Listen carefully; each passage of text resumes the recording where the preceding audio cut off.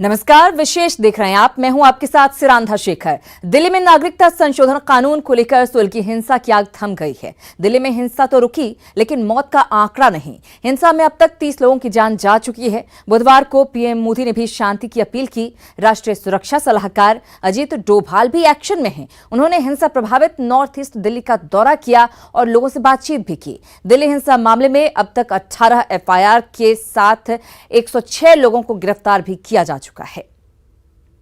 कानून के अंदर में हमारे को रहना, ये हमारा फर्ज भी है और ये हमारी जिम्मेदारी भी है और हमारे अपने लिए और हमारे बच्चों के इनकी सलामती भी है। That you don't have to worry, it is a responsibility of the government, it is a responsibility of the police.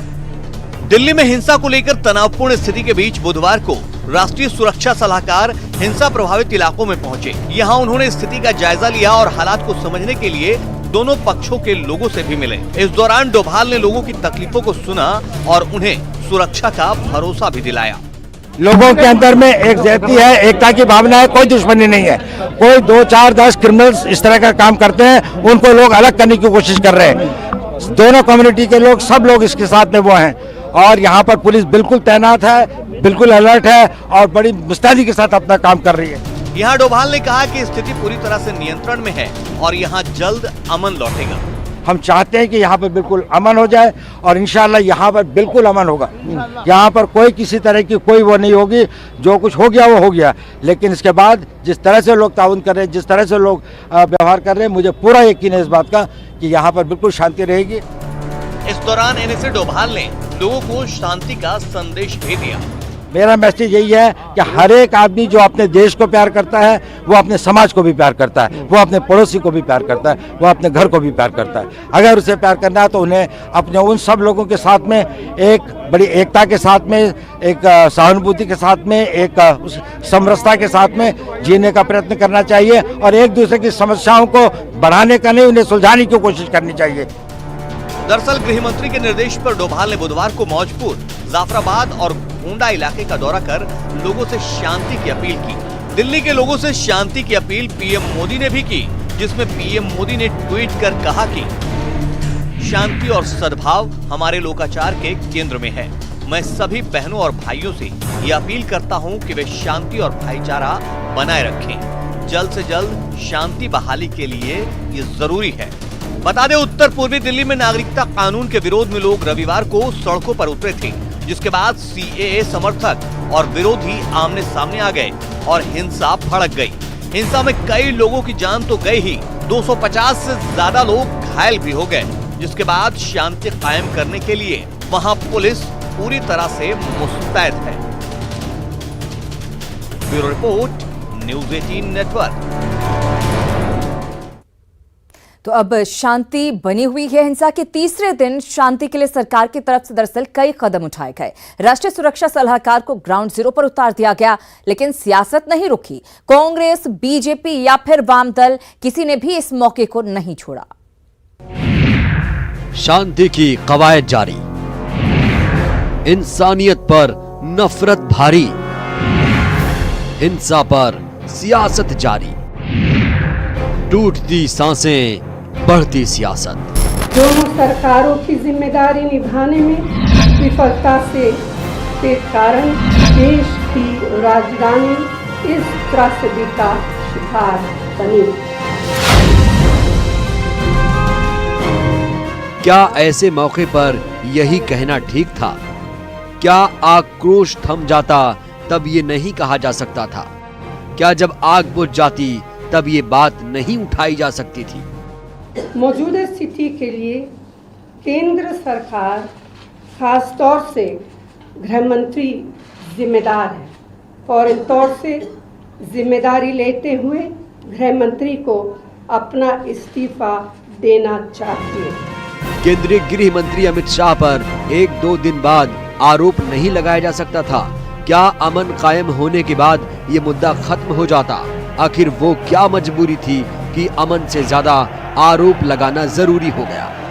Delhi सरकार भी शांति और सद्भाव बनाए रखने में पूरी तरह से विफल है तथा जिम्मेदार है। दोनों सरकारों की जिम्मेदारी निभाने में दिल्ली जल रही है, सिसकियां बेचैन कर रही हैं, लाशें डरा रही हैं, बर्बादी सता रही है, लेकिन सियासत नहीं छूट रही। और ऐसा भी नहीं कि जिम्मेदार सिर्फ कांग्रेस हो या वाम दल हो या फिर सत्ताधारी बीजेपी और आप, कोई भी इसमें पीछे नहीं है। अमित शाह बोल रहे हैं कि ये सब स्वतःस्फूर्त है, ये बिल्कुल सरासर झूठ है, ये इनकी पूरी प्लानिंग रही है। ऐसे हिंसा का राजनीतिकरण करना ये एकदम ही गलत रास्ता है। अभी का समय शांति और सद्भाव का है।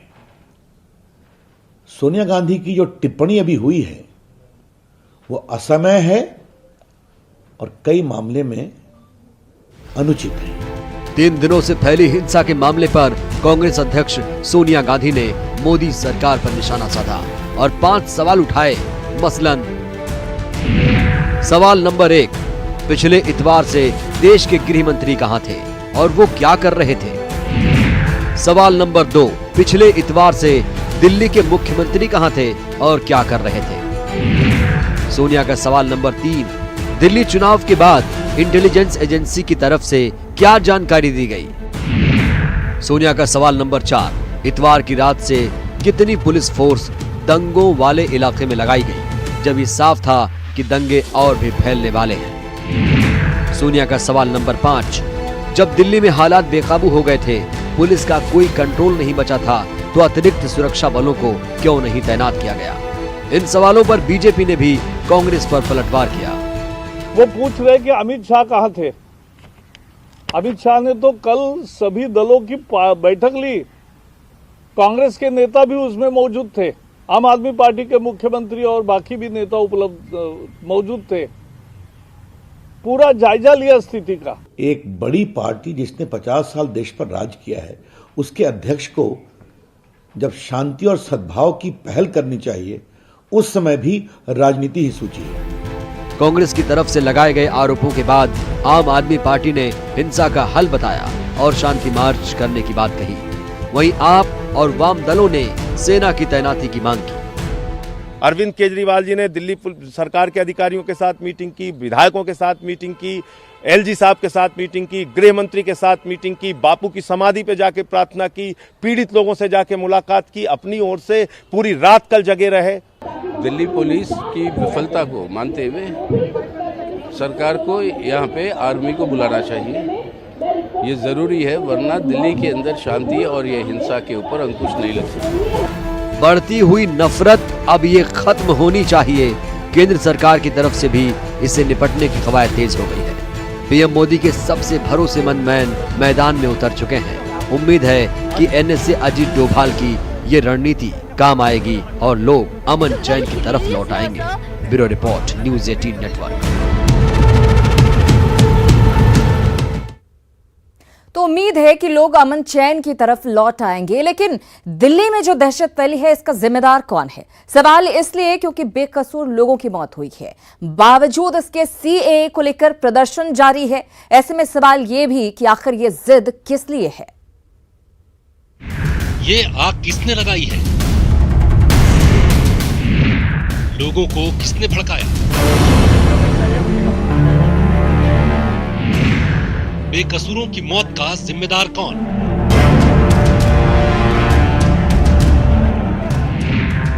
नाहक जिद में जली दिल्ली।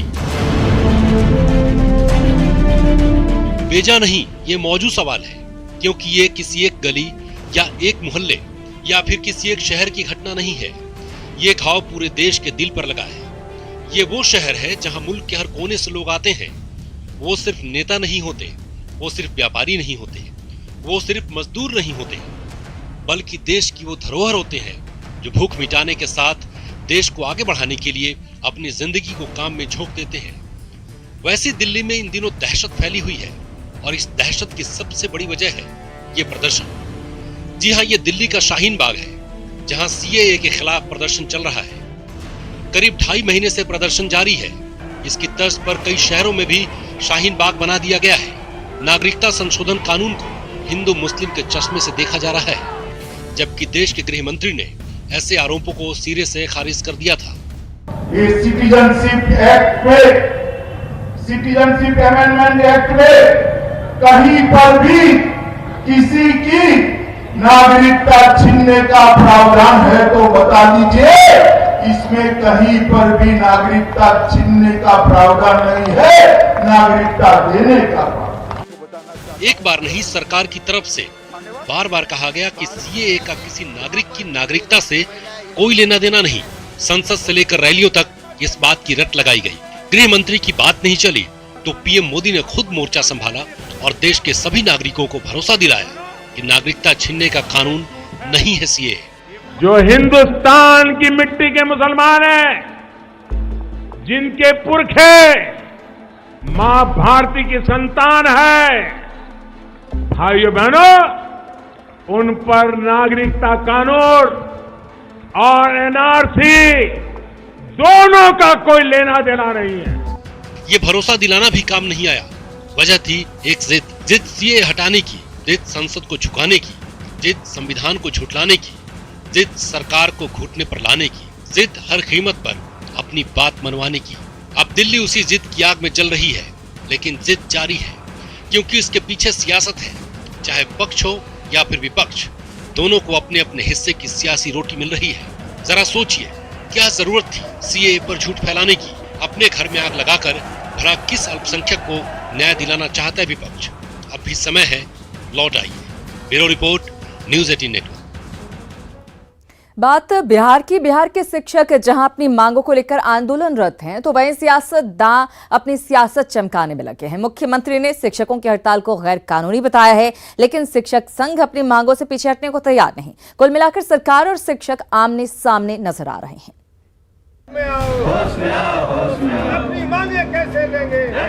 बिहार में शिक्षकों की हड़ताल का मामला अब तूल पकड़ने लगा है। माध्यमिक शिक्षक संघ वेतन विसंगति दूर किए जाने तक पीछे हटने को तैयार नहीं और शिक्षकों की हड़ताल को विपक्षी पार्टियों के नेता हवा देने में लगे हैं। तभी तो विधानसभा के अंदर और बाहर नेताओं ने जमकर हल्ला बोला, सरकार को घेरने की कोशिश की और शिक्षक संघ की ओर से सरकार को चेतावनी भी दी गई। बिहार माध्यमिक शिक्षक संघ इस बार मानेगा नहीं। वार्ता का हमको लिखित आमंत्रण आएगा और हम तो आग्रह करेंगे, प्राथमिक शिक्षक हमसे पहले 17 को गए हैं, आप उनको वार्ता के टेबल पर बैठाइए और हमारी जो मांगे गई हैं कि आपकी घोषणा की मर्यादा की रक्षा के लिए 7वां वेतन आयोग हूबहू लागू करो। हालांकि मुख्यमंत्री नीतीश कुमार ने शिक्षकों की हड़ताल को गैर कानूनी करार दिया और साफ लहजे में संदेश दिया कि बच्चों के भविष्य से खिलवाड़ न करें। सदन में विपक्ष के शिक्षकों के मुद्दे पर हंगामे से खफा सीएम आक्रोशित नजर आए। हड़ताल पर इनको भी रहना चाहिए। जाइए हड़ताल पर अभी जाइए। हमको नहीं मालूम है कितना मिनट लगेगा, इसलिए अच्छा हड़ताले पर चले जाइए, नहीं तो कितना सुनिएगा मेरा। इधर शिक्षा मंत्री ने भी हड़ताली शिक्षकों को हिदायत दी है और हड़ताल के चलते इंटर परीक्षा की कॉपी मूल्यांकन में परेशान करने वालों के खिलाफ कड़ी कार्रवाई की बात कही। आगे भी हम लोग सोचते हैं, अन्य सुविधाएं के बारे में भी हम लोग को सहानुभूति है, लेकिन तनावपूर्ण रिश्ता नहीं होना चाहिए। सरकार की नसीहतों से इतर विपक्षी पार्टियां शिक्षकों के आंदोलन को हवा देने में ही जुटी हैं। हमारा ये कर्तव्य बनता है कि उनके मुद्दा को लेकर सदन में उठाए, इसलिए सड़क से लेकर सदन तक हम लोग इसके आंदोलन कर रहे हैं। संवैधानिक बात यह है कि गणित पढ़ा रहा है एक टीचर, तो किसी को 60,000 किसी को 18,000, तो दोनों पढ़ाने वाले की मानसिकता क्या बनेगी। वैसे सत्ता पक्ष को उम्मीद है कि शिक्षकों की हड़ताल जल्द खत्म होगी और सरकार उनकी मांगों पर आम राय बनाएगी। शिक्षकों को हमको उनसे कोई नाराजगी नहीं है, ये राज्य के बच्चे भी हमारे हैं, राज्य के शिक्षक भी हमारे और राज्य के स्कूल भी हमारे, इसलिए हमारी नाराजगी नहीं है ये बच्चों को। जाहिर तौर पर बिहार के नियोजित शिक्षकों और माध्यमिक शिक्षक संघ की हड़ताल को जिस तरीके से विपक्षी पार्टियां समर्थन दे रही हैं, उससे तो नहीं लगता कि जल्द कोई ठोस नतीजा निकल पाएगा। वैसे हड़ताल और उस पर जारी सियासत से किसका और कितना भला होगा, ये बताने की जरूरत नहीं। न्यूज़ 18 के लिए पटना से अमित कुमार और साकेत के साथ प्रिजम पांडे की रिपोर्ट। विशेष में एक बार फिर से आपका स्वागत है। रांची के राजकुमार और टीम इंडिया के पूर्व कैप्टन महेंद्र सिंह धोनी आईपीएल की तैयारी को लेकर पसीना तो बहा ही रहे हैं, साथ ही साथ इन दिनों किसान की भूमिका में भी वो नजर आ रहे हैं। महेंद्र सिंह धोनी रांची में इन दिनों तरबूज और पपीते की ऑर्गेनिक विधि से खेती कर रहे हैं। क्रिकेटर से किसान बने धोनी का ये अंदाज लोगों को खूब भा रहा है। वैसे महेंद्र सिंह धोनी आईपीएल में बेहतर परफॉर्मेंस के लिए रांची के जेएससीए स्टेडियम में लगातार प्रैक्टिस कर रहे हैं। साथ ही फिटनेस के लिए वो जिम में भी लगातार पसीना बहा रहे हैं। वहीं फुर्सत के वक्त में ऑर्गेनिक विधि से खेती कर रहे हैं।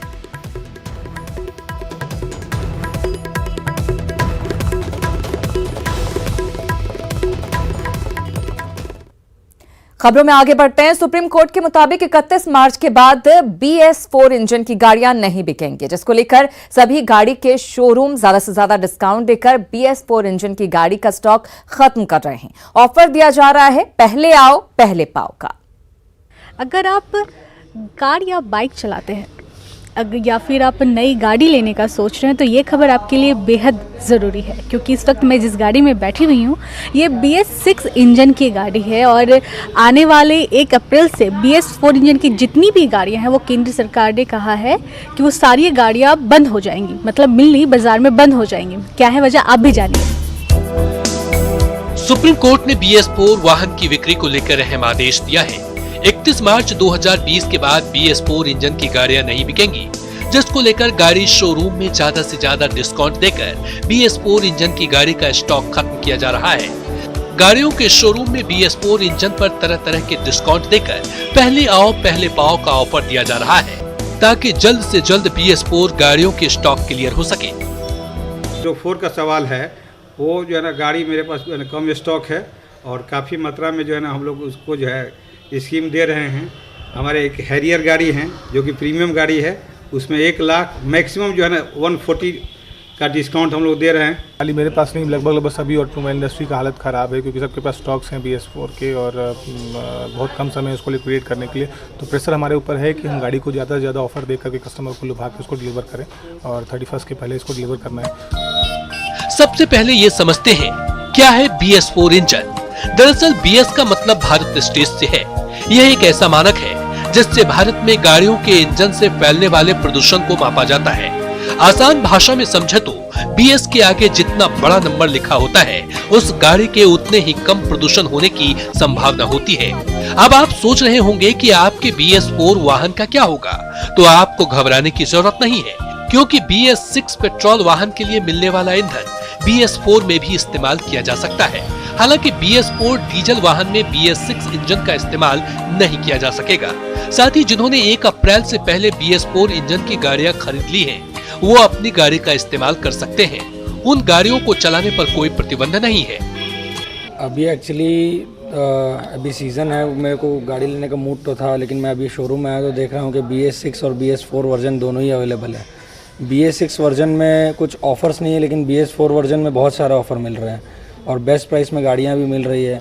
और इंजन तो ऐसा है कि BS6 लगाओ या BS4 चलाओ, पेट्रोल तो आज वही है। मैंने सुना है कि BS4 गाड़ी पे बहुत डिस्काउंट, हेवी डिस्काउंट चल रहा है, तो सोचा कि जाकर शोरूम में देखता हूँ क्या है। गाड़ी तो लेनी है मुझे, लेकिन अब BS6 का वेट करूँगा, उससे बढ़िया है ये कहना है कि हमको 1,10,000, 2,000, 2 लाख डिस्काउंट दिया जा रहा है। जैसे ये BRV गाड़ी देख रहे हैं आप, इस पर आपको 1,10,000 का डिस्काउंट दिया गया है। हो सकता है बात करने में कुछ और डिस्काउंट बढ़ जाए, इसीलिए मैं ये गाड़ी को देखने थोड़ा निकला हूँ। भले ही गाड़ियों के शोरूम अच्छा ऑफर दे रहे हों, लेकिन बढ़ते प्रदूषण का ख्याल रखें और जरूरत के मुताबिक ही गाड़ी का प्रयोग करें, क्योंकि पर्यावरण है तभी हम भी हैं। BS4 इंजन की गाड़ियों पर शोरूम्स के तरफ से कई सारे लुभावने ऑफर्स दिए जा रहे हैं, क्योंकि कई सारे स्टॉक्स अब तक क्लियर नहीं हुए, तो उन स्टॉक्स को क्लियर करने के लिए कई सारे लुभावने ऑफर्स है, ताकि जल्द से जल्द स्टॉक्स क्लियर हो सके। कैमरामैन राजू के साथ नैन्सी, न्यूज़ 18 पटना। बिहार सरकार आने वाले दिनों में प्रीपेड मीटर लगाने की योजना सभी उपभोक्ताओं के लिए लाने वाली है, लेकिन मुजफ्फरपुर में प्रीपेड मीटर लगाने के पायलट प्रोजेक्ट को ही लोग खारिज कर रहे हैं। आखिर ट्रायल के महज 5 महीने बाद ही पोस्टपेड मीटर लगाने की मांग क्यों उठने लगी है, जानिए इस रिपोर्ट के जरिए।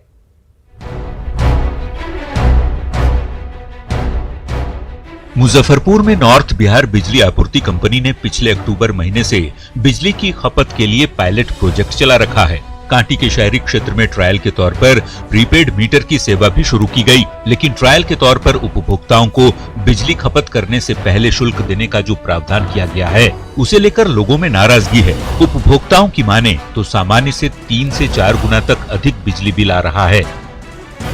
उस समय मैक्सिमम हम लोग की दुकान का बिल आता था 1000 रुपया, ठीक है, 1 महीने का 1000 रुपया बिल आता था, लेकिन जब से ये मीटर लगा है तब से इसका बिल कम से कम 4000 रुपया महीने का आता है। बीपीएल परिवार के दायरे में आने वाले बिजली उपभोक्ता भी पायलट प्रोजेक्ट के तहत चलाई जा रही बिजली की प्रीपेड सेवा से परेशान है। आरोप मीटर में गड़बड़ी का लगाया जा रहा है। मीटर ज्यादा आता है, 1000 रुपया आता है, 900 आता है, 700 आता है, माइनस में पैसा घुसा दे रहा है। हम लोग कंप्लेन करते हैं तो हम लोग झाड़ के बिल लगा देता है, कोई सुनवाई नहीं लेते हैं। पहले कितना आता? पहले आता था 200-250 का बिल आता था। वहीं दूसरी तरफ बिजली विभाग के अधिकारी बिजली की चोरी रोकने और विभाग के राजस्व वसूली में प्रीपेड मीटर को बेहद कारगर बता रहे हैं। ये योजना नई है तो लोगों को समझाने के लिए हम लोग वहाँ पे भी कैंप चल रहा है, रेवेन्यू कैंप के माध्यम से उनको भी हम लोग समझा रहे हैं और फीडबैक बढ़िया है, हम लोग उसे कंप्लीट करेंगे। वैसे बिजली की प्रीपेड सेवा शुरू करने की पहल इसलिए की गई है ताकि विभाग को बिजली की हो रही चोरी से निजात मिल सके। बिहार में इसका प्रयोग अभी पायलट प्रोजेक्ट के तौर पर ही शुरू किया गया है, लेकिन उपभोक्ताओं को ये व्यवस्था पसंद नहीं आ रही। 3 से 4 गुना बिजली बिल को लेकर लोग अब तो आंदोलन की तैयारी भी कर रहे हैं। न्यूज़ 18 के लिए मुजफ्फरपुर से प्रवीण ठाकुर की रिपोर्ट। और इसी के साथ विशेष में इतना ही, लेकिन न्यूज़ 18 बिहार झारखंड पर खबरों का सिलसिला लगातार जारी है।